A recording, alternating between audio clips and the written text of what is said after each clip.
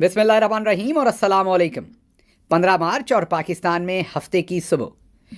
आज अभी तक की अहम खबरें और मेरा तज्जिया। आज की पहली खबर, DGISPR और पहिए का मुकाबला।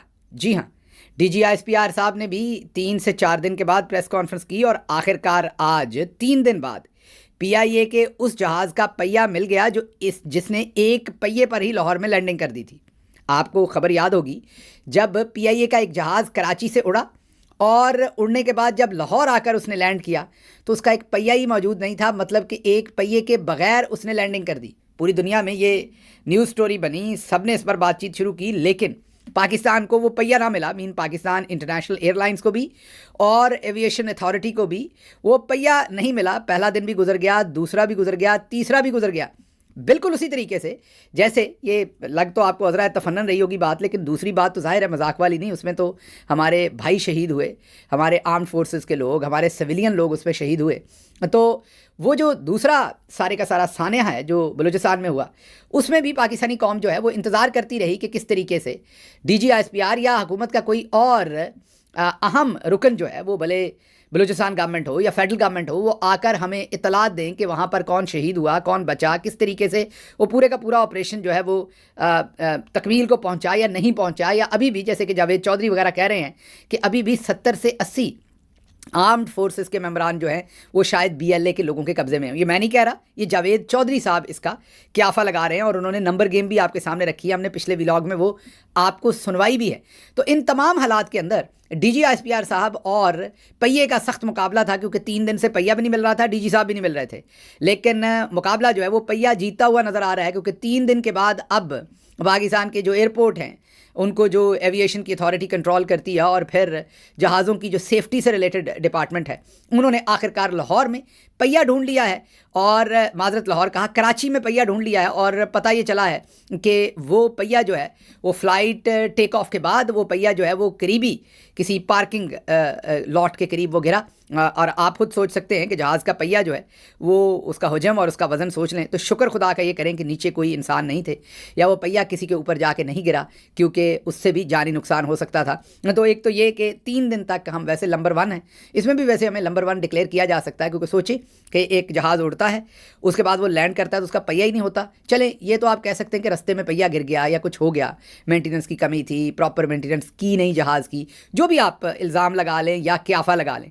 लेकिन आगे काबिलियत पे ज़रा गौर करें कि 3 दिन हम वो पहिया ढूंढते रहे। जाहिर है वो पहिया एयरपोर्ट की, या तो चले कोई रास्ते में गिरा होता ना तो फिर भी आप कहते, वो एयरपोर्ट की हदूद में से ही वो पहिया मिला आखिरकार। लेकिन 3 दिन लग गए हमें इस काम को। आप खुद सोच लीजिए पूरी दुनिया में किस तरीके से मुख्तलिफ चीज़ों के अंदर नंबर 1 डिक्लेयर करती है। अगली खबर की तरफ चलते हैं। कौमी क्रिकेटर आमिर जमाल, उनकी कैप के ऊपर, ये सोशल मीडिया पर खबर इस टाइम बहुत गर्दिश कर रही है, उनकी कैप पर 804 लिखा हुआ था। जी हाँ, ज़ाहिर है आपको पता है कैदी नंबर 804 इमरान खान साहब से रिलेटेड उनका जो जेल का नंबर था, सारे लोग उसका नारा लगाते हैं, तो उनकी कैप के ऊपर 804 लिखा हुआ था। अब PCB ने इस बिना पर उनको 13 लाख रुपए का जुर्माना कर दिया है। जी हाँ, PCB ने एक कानून इस्तेमाल किया है कि ये एक सियासी नारा है और सियासी नारा यूनिफॉर्म के ऊपर लिखने पर पाबंदी है, इसलिए कौमी क्रिकेटर आमिर जमाल को कैप पर 804 लिखने के बायस PCB की जानिब से 13 लाख रुपए जुर्माना किया गया है। चलें, कम अज़ कम एक तो फैसला हुआ कि पाकिस्तानी कौमी क्रिकेट टीम के लोग जो हैं वो क्रिकेट खेलते हुए किसी सूरत भी अपनी यूनिफॉर्म के अंदर वो किसी सूरत भी कोई सियासी बात नहीं कर सकते। लेकिन अगर काश यही लॉ जो है ये हमारे DGISPR साहब पर या हमारे आर्म्ड फोर्सेस के दूसरे कई अफसरान के ऊपर अगर लाहक हो, वो तो यूनिफॉर्म पहन के सख्त किस्म की सियासत करते हैं, सियासी बयान भी देते हैं, सियासी हमला आवरी भी करते हैं, सियासी बयानियाँ भी बिल्ड करते हैं। सोचिए कि एक तरफ जो हमारी क्रिकेट टीम है और क्रिकेटर हैं, उनको अलाउ नहीं है कि जब वो अपने यूनिफॉर्म, मतलब जब वो अपनी क्रिकेटिंग किट में हों तो वो कोई सियासी नारा नहीं लगा सकते। लेकिन हमारी आर्म फोर्सेस के बहुत सीनियर जनरल्स जो हैं कई, वो वर्दी पहनकर सियासत कर सकते हैं और उन्हें उसकी इजाज़त है। अच्छा जी, अगली खबर की तरफ चलते हैं। अगली खबर अब दोबारा उसी के ऊपर बहस हो रही है बहुत ज़्यादा, जो हमने पिछले व्लॉग में भी रखी है आपके सामने, और वो बहस ये है कि कितने लोग थे। مین 440 تھے تو ابھی تک 100 لوگ جو ہیں یا 80 کے قریب لوگوں کا کیوں نہیں پتہ چل رہا. جاوید چودھری صاحب نے بھی سوال اٹھا دیے. اب D G S P R صاحب کی جو بات چیت کے اندر فرق ہے اس کے اوپر بہت سارے لوگ جو ہیں وہ اب سوال بھی اٹھا رہے ہیں اور ڈفرینٹ قسم کے کویسچنز بھی ریز کر رہے ہیں کہ لاشیں کتنی تھیں اور نمبر کتنا ہے جو لوگ رہا ہوئے, کیا واقعی وہ لوگ رہا ہوئے ہیں یا نہیں ہوئے. تو اب اس کے اوپر جتنی بحث چل رہی ہے اور جو بھی چھوٹا موٹا کرٹیسزم ہو رہا ہے اس کی بیسس کے اوپر اب لوگوں پر پیکا ایکٹ کے تحت مقدمات درج کیے جا رہے ہیں. مطلب اگر کوئی بندہ یہ سوال پوچھ رہا ہے نا کہ انہیں لگ رہا ہے کہ لوگ زیادہ تھے یا لوگ کم ڈکلیئر کیے گئے یا لاشیں کم ملی ہیں یا لوگوں کو شاید بی ایل اے والے لے گئے ہیں, جو بھی اس کے اوپر کوئی اعتراض کھڑا کر رہا ہے یا سوال پوچھ رہا ہے ان کے اوپر پیکا ایکٹ کے تحت جو ہے وہ مقدمات دھڑا دھڑ درج ہو رہے ہیں, جس میں دہشت گردی کی دفعات جو ہیں وہ بھی لگائی جا رہی ہیں. اچھا جی, اگلی خبر آپ کے سامنے رکھتے ہیں اور وہ خبر یہ ہے کہ آپ کو یاد ہوگا کہ جنرل صاحب نے جب پریس کانفرنس کی تو انہوں نے کہا کہ انٹرنل سیکیورٹی ہماری ذمہ داری نہیں ہے. جو بلوچستان کی یا پاکستان کے اندر انٹرنل سیکیورٹی ہے وہ ملٹری کی ذمہ داری نہیں ہے, وہ لا انفورسمنٹ کی ذمہ داری ہے یا پولیس کی یا دوسرے اداروں کی. تو انٹرنل سیکیورٹی ہماری ذمہ داری نہیں ہے. لیکن ہم نے جب تاریخ دیکھی ہے تو بہت ہی انٹرسٹنگ تاریخ ہے. تاریخ بہت ہی انٹرسٹنگ باتیں بتاتی ہے. آپ کو بلوچستان کی تھوڑی تاریخ بتاتے ہیں اور آپ کو اندازہ ہوگا, ویسے تو بلوچستان کی تاریخ پچھلے 400-500 سال کی نکالیں تو وہاں کانفلکٹ ہی ہے لگاتار.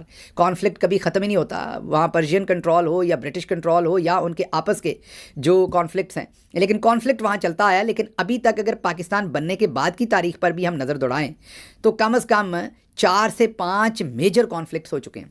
پہلا کانفلکٹ تو 1948 میں ہوا اور ظاہر ہے وہ جب کلات نے, خان آف کلات نے بلوچستان کو پاکستان کے اندر یا اس علاقے کو کلات کو پاکستان کے اندر شامل کرنے کی حامی بھری تو انہی کے شاید بھائی نے ان کے خلاف ریوولٹ کر دیا. خیر وہ بعد میں 1950 میں پھر انہوں نے اپنے آپ کو واپس سرنڈر کر دیا. پہلے وہ 2 سال کے لیے افغانستان چلے گئے, جنگ لڑتے رہے یا جنگ کا اعلان کر دیا تھا انہوں نے. دوسرا کانفلکٹ 1955 میں جو کلات کا اسپیشل سٹیٹس جب اینڈ ہوا انڈر 1 یونٹ, اس کے اسپیشل سٹیٹس کو اینڈ کر کے تو ہم نے 1 یونٹ میں اس کو لے لیا, تب وہ کانفلکٹ شروع ہوا. تیسرا کانفلکٹ جو ہے وہ نروز خان نے ریبیلین جو کیا اپنا, انہوں نے ریبیل کیا اور ریبیلین تھے وہ 1958 سے 59, یہ وہی وہ دوسرا یا تیسرا اسے آپ کانفلکٹ کہہ سکتے ہیں. اور اس کے بعد پھر 1971 میں بلکہ 70 میں ہمارے جو 71 میں ہمارے جو چودھری نظام الدین صاحب ہیں انہوں نے اس وقت جو بلوچستان کا ایک ڈفرینٹ علاقوں کو مرج کیا تھا 1 یونٹ کے اندر. مین پورا پاکستان 1 یونٹ تھا نا, ویسٹ اور ایسٹ پاکستان کے اس وقت جو 1 یونٹ پالیسی تھی اس میں جو ایسٹ پاکستان کی پولیٹیکل برتری تھی مجیب الرحمان شیخ کی, اس کو نقصان پہنچانے کے لیے جنرل یحییٰ خان نے 1 یونٹ کو توڑا اور 1 یونٹ کو توڑ کر صوبے بنائے. مقصد کیا تھا؟ اپنا کنٹرول, اپنے اقتدار کو لمبا کرنا. اور اسی میں جو بلوچستان کے چھوٹے چھوٹے علاقوں کو جوڑ کے پہلے 1 یونٹ کے اندر مرج کیا تھا, پھر 1 یونٹ کو توڑ کے بلوچستان کی ان تمام ریاستوں کو, کلات اور دوسرے تمام علاقوں کو ایک صوبے میں کنورٹ کر دیا. بلوچستان کا صوبہ اسے کہا جانا شروع کیا.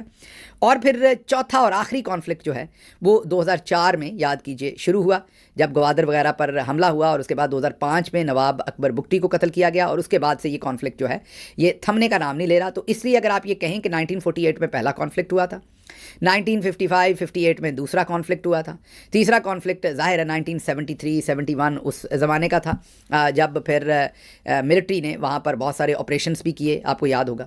اور چوتھا کانفلکٹ جو ہے وہ پھر 2024 کے اندر جو ہے وہ چوتھا کانفلکٹ جو ہے وہ ہوا تھا.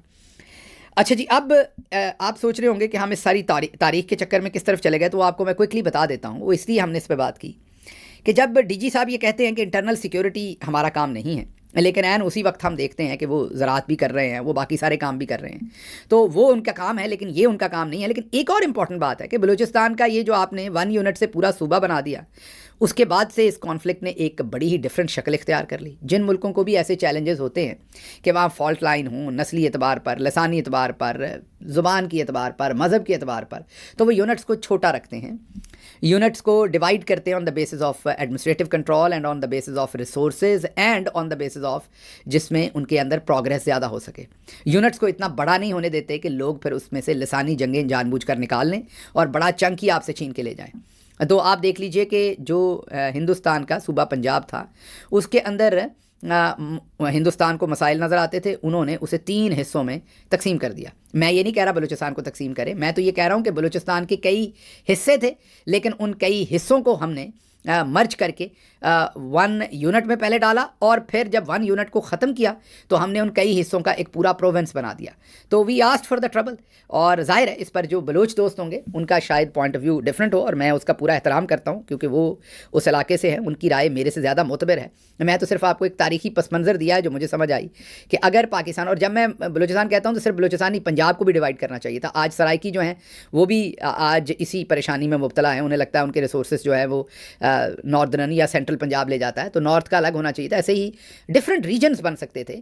تو بجائے اس کے کہ زبانوں کے اعتبار پر ہم صوبوں کی تقسیم کرتے، ہم ایڈمنسٹریٹو کنٹرول پر اگر چھوٹے چھوٹے صوبے بناتے اور بہت سارے صوبے بناتے، پاکستان کے 4 کی بجائے کو 30 35 36 40 جتنے بھی ہمیں ایڈمنسٹریٹو یونٹ بنانے پڑتے وہ بناتے، تو آج شاید یہ کانفلکٹ اس شکل میں نہ ہوتا، اس کی شکل بہت ڈفرینٹ ہوتی. تو آج چودھری صاحب تو بڑے آرام سے کہہ دیتے ہیں یہ ہماری ذمہ داری نہیں ہے، حالانکہ اب اگر دیکھیں تو یہ سارا جو ہمارے گلے نیا ڈھول ہے یہ بھی جنرل یحییٰ خان کا ڈالا ہوا ہے، کیونکہ بنگلہ دیش سے تو ہمیں نقصان ہو گیا، لیکن جنرل یحییٰ خان نے اس کو جب 1 یونٹ سے نکال کے صوبہ بنایا تو اس کے بعد اب جو کانفلکٹ ہے وہ آپ کے سامنے ہے.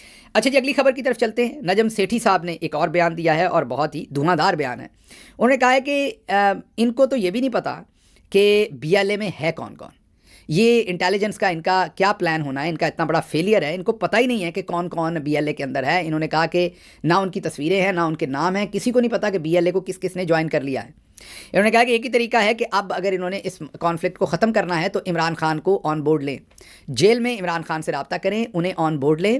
دس از دا اونلی وے کہ اس کانفلکٹ کو جو ہے وہ کسی طریقے سے سالو کیا جا سکتا ہے، کیونکہ اگر یہ عمران خان کو آن بورڈ نہیں لیتے تو پھر کوئی بھی ایسا پولیٹیکل لیڈر جو ظاہر ہے جس کے ساتھ عوام ہو، جس کے پیچھے عوام کی بڑی تعداد ہو، جب تک وہ اس سارے قصے میں آن بورڈ نہیں ہوگا تو یہ جو کانفلکٹ ہے اس کا کسی بھی قسم کا جو ریزالو کرنے کا جو بھی کوئی بھی پروسیس ہے وہ نہیں نکالا جا سکتا. تو انہوں نے کہا کہ یہ جو بڑے بڑے ہم دعوے کر رہے ہیں کہ ہمیں یہ پتہ ہے وہ پتہ ہے، ہمیں بیسیکلی یہ تک نہیں پتہ کہ BLA کے اندر کون کون جو ہے وہ جا چکا ہے اور کس کس نے اسے جوائن کر لیا ہے.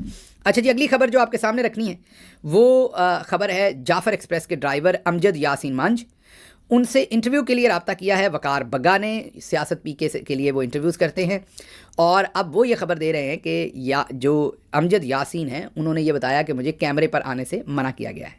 اب ذرا غور کیجئے کہ ایک طرف کانفلکٹنگ قسم کی انفارمیشن مل رہی ہے کہ کتنے لوگ کہاں شہید ہوئے، ایک طرف یہ انفارمیشن مل رہی ہے، اور دوسری طرف جو اینی شاہد ہیں جنہوں نے تو BBC کے اوپر انٹرویوز دے دیے، جو عام پیسنجرز تھے وہ تو ٹھیک ہے، لیکن اینی شاہد جو ہے جیسا کہ ٹرین کے جو ڈرائیور ہیں، ہی از دا میجر، میں یہ کہوں گا کہ ایک میجر کردار ہے اس پورے کے پورے سانحے کا. ان کے سامنے سب کچھ ہوا ہے، تو ان کا تو ابھی تک وہ، بلکہ ان کو تو DG کے ساتھ پریس کانفرنس میں بٹھا لیتے تو کوئی بری بات نہیں تھی اگر وہ صحت یاب ہیں اور وہ زخمی نہیں ہیں یا وہ بات کرنا چاہتے ہیں.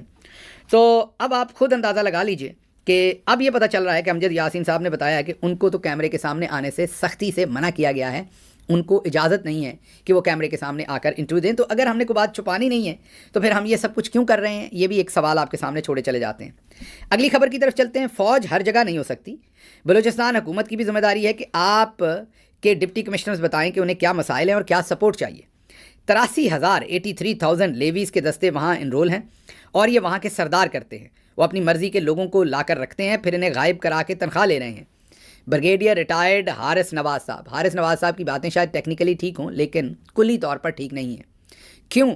کیونکہ حارث صاحب ان نوابوں کے ساتھ اور وڈیروں کے ساتھ مل کے یہ کھیل بھی تو 70 سال سے آپ ہی کھیل رہے ہیں نا.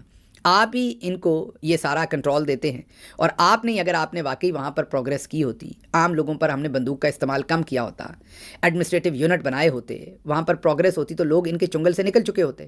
ہم نے بھی تو وہاں پر جان بوجھ کے سرداری نظام ہی استعمال کیا ہے. جو سردار ہماری سائڈ پہ آ جائے اس کو پھر ہم نواز دیتے ہیں، اور جو ہماری سائڈ پہ نہ آ جائے اسے ملک دشمن قرار دے دیتے ہیں.